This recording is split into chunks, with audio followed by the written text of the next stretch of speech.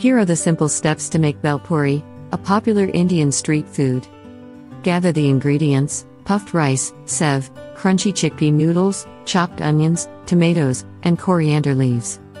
Prepare the chutneys. Make the sweet and tangy tamarind chutney and spicy green chutney using dates, tamarind, mint, and coriander.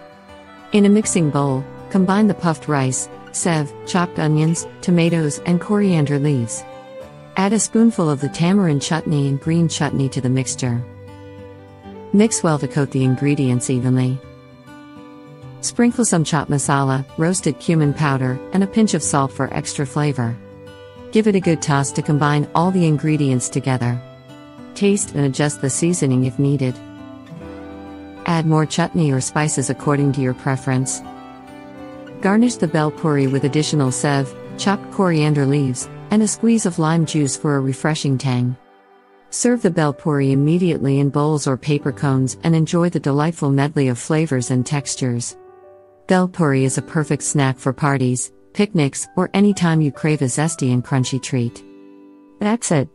In just a few simple steps, you can make delicious Bhel Puri at home. Enjoy!